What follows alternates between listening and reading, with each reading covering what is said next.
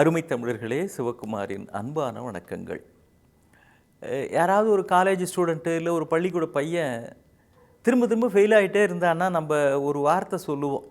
இப்போ அது பழக்கத்தில் இல்லை, ஆனால் முந்திலாம் சொல்லுவாங்க, பாரு கஜினி முகமது மாதிரி படையெடுத்துக்கிட்டு இருக்கிறான் பாரு அப்படிம்பாங்க. இல்லை, கேள்விப்பட்டிருப்பீங்க. கஜினி முகமதுன்னு ஒரு அரசன் இந்தியா பேரில் ஒரு 18 தடவை படையெடுத்து வந்தான்.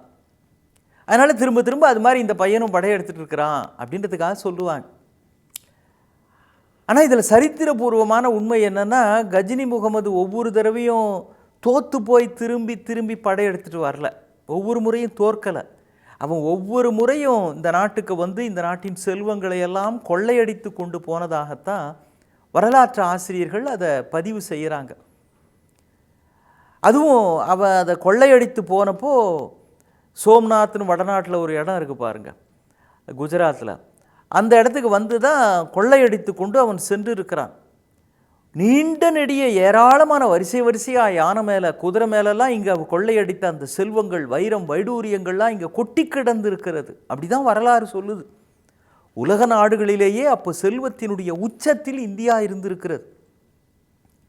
பாபர் இந்தியா பேரில் படையெடுத்து வந்து டெல்லி வாசலில் முகாமிட்டு இருக்கிறான். போய் கொள்ளை அடிச்சுட்டு வாங்கப்பா அப்படின்னு சொல்கிறான். போய் ஒரு காவல்காரன் திரும்ப அங்கேருந்து வந்து ஒரு வாசகம் சொல்லுகிறான், சுல்தான், இந்தியாவில் நாம் கொள்ளையடிக்க வேண்டிய அவசியமே இல்லை, இங்கே வேலைக்காரிகள் கூட வைர நெக்லஸ் தானே அணிந்திருக்கிறார்கள் அப்படின்னு அந்த போர் வீரன் சொல்லுகிறான். வேலைக்கார அம்மா கழுத்துலேயே வைர நெக்லஸ் இருக்கும்னா அப்போ எஜமானி அம்மா எப்படி இருக்கும்? அப்போ அந்த வீட்டு சொந்தக்காரர் எப்படி இருப்பார்? வீடு எவ்வளவு செல்வ செழிப்பாக இருந்திருக்கும். வீடு அப்படி இருந்தால் நாடு எப்படி இருந்திருக்கும்?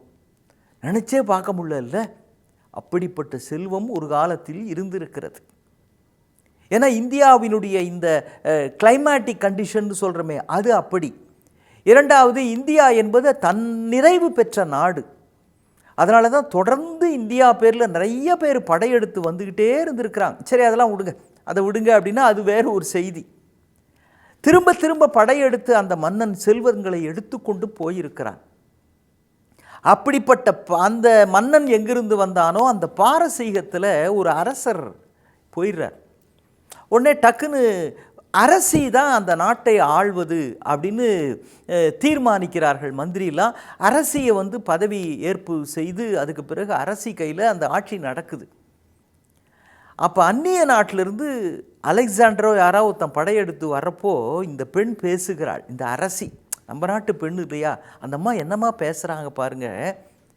என் பேரில் நீங்கள் படையெடுத்து வந்துட்டீங்க, இப்போ என்னை நீங்கள் ஜெயிச்சிங்க அப்படின்னா அது ஒன்றும் பெருமை இல்லை. ஒரு பெண்ணை நீ வென்றது எந்த வகையில் பெருமை அப்படின்னு தான் உலகத்தில் பேசுவாங்க. ஒருவேளை நீங்கள் எங்கிட்ட சண்டையில் தோத்துட்டீங்கன்னு வைங்க, அது உங்களுக்கு அவமானம். ஏன்னா உங்களை சுற்றி இருக்கிறவங்கெல்லாம் ஒரு பெண்கிட்ட தோத்துட்டியே அப்படிம்பாங்க. ஏன்னா பொதுவாக ஆண் அளவுக்கு பெண்ணுக்கு வீரம் இல்லை அப்படின்னு ஒரு கருத்து இருக்குது இல்லைங்களா? அது பொய்யாகவும் இருக்கலாம். ஏன்னா நான் தோக்கடிச்சிட்டேன் உங்களை, அது உங்களுக்கு அவமானம். இப்போ பாருங்கள், ஜெயிச்சா பெருமை இல்லைங்க, தோத்தா அவமானங்க, அதுக்கு மேலே நீங்களே முடிவு பண்ணிங்க அப்படின்னு அந்த மன்னர் அந்த அம்மா பேசியிருக்கிறாங்க. அவன் அப்படியே இதுக்கு மேலே இதுங்கிட்ட நம்ம விளையாடப்படாது அப்படின்னு படையெடுத்து வந்த சுவடு தெரியாமல் திரும்பி போனான் அப்படின்னு ஒரு வரலாறு இருக்குது. அப்போ மான உணர்ச்சி அப்படின்றது, ஒரு பெண்ணிடத்தில் நாம் படையிலே போரிலே தோற்றுவிட்டோம் அப்படின்ற அந்த மான உணர்ச்சி அவனை படையெடுத்து வராமல் தடுக்கிறது. நான் இப்படி வரலாற்றிலிருந்துலாம் சொல்கிறதுக்கு என்ன காரணம் அப்படின்னா, மான உணர்ச்சி அப்படிங்கிறது எந்த நிலையிலும் தமிழர்கள் பெரிதாக போற்றி இருக்கிறார்கள். மயிர் நீப்பின் உயிர் வாழா கவரிமான் அணையர்னு வள்ளுவன் எழுதுகிறான். கவரிமான்னு ஒரு மான் இருந்திருக்குது, அது இமயமலை பகுதிகளில் இருந்திருக்குது. ஒரு முடி உதிர்ந்தா கூட ஒரு முடி உதிர்ந்துட்டேன்னு அது உசுர விட்டுருமா அவமான உணர்ச்சியினால். ஆனால் அதுக்கு என்ன விளக்கம் சொல்கிறாங்க, அந்த உடம்பு முழுக்க அது ரோமம் இருக்குதே, அதுதான் அந்த குளிர் தாக்காதபடி அதை காப்பாற்றி இருக்கிறது. இப்போ அந்த முடியெல்லாம் ஊந்து போச்சுன்னா இமயமலை பகுதியினுடைய குளிர் தாங்காமல் அதுவே உயிர் போட்டு விடும். அதை மான உணர்ச்சியோட வள்ளுவன் சம்பந்தப்படுத்தி பேசுகிறான். அது மாதிரி ஒரு அவமானம் ஒன்று நடந்து விட்டால் இனிமேல் நாம் வாழ வேண்டாம் என்ற அளவுக்கு மானத்தை பெரிதாக போற்றினவங்கடா நாம். அப்படின்னு வள்ளுவன் நமக்கு ஒரு பாடம் சொல்லி தருகிறான். ஒருத்தர் பால் கறந்து கிராமத்தில் திண்ணையில் வச்சிருக்கிறாரு.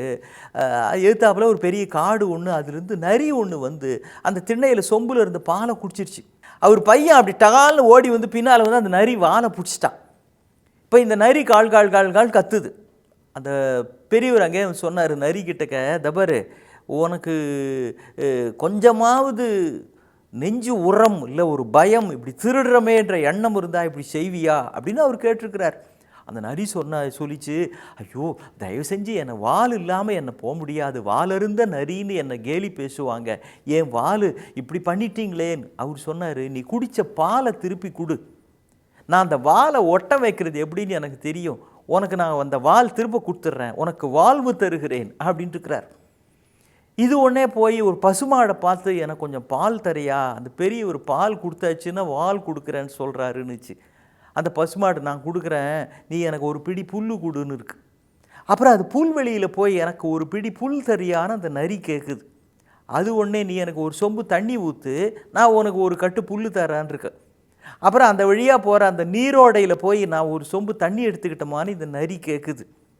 எடுத்துக்க, ஆனால் என்னோட இந்த நீரோடை கரை இருக்கு பாரு, அது மண் ரொம்ப பலவீனமாகி போச்சு, கொஞ்சம் ஒரு கூட நிறைய மண் அந்த இடத்துல நீ கொட்டி அதை நல்லா திடப்படுத்திடு, அதுக்கு பிறகு நீ தாராளமாக தண்ணி எடுத்துக்க அப்படின்னு இருக்கு.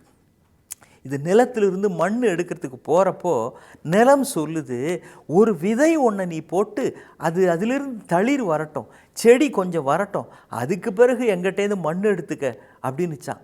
இப்போ தான் நரிக்கு புரிஞ்சுது, ஒவ்வொரு விஷயமும் இன்னொருத்தருக்கு உரியது, அதை வாங்க அதை பெறத்துக்கு அவங்க என்ன பாடுபட்டிருப்பாங்க.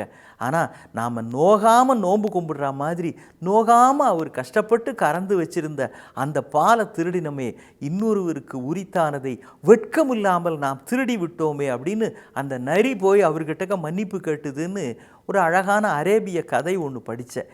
இதே தான் ஒவ்வொருவர் வாழ்விலும் அவர்கள் அரும்பாடுபட்டு சேர்த்து வைத்திருப்பார்கள்.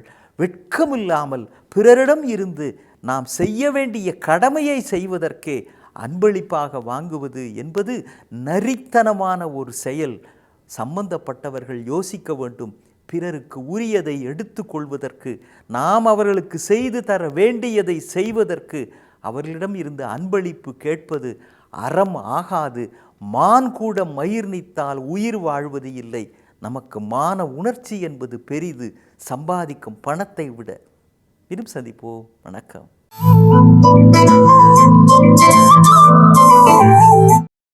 இன்னும் பல வீடியோக்களை காண சன் லைஃப் சேனலை சப்ஸ்கிரைப் பண்ணுங்க.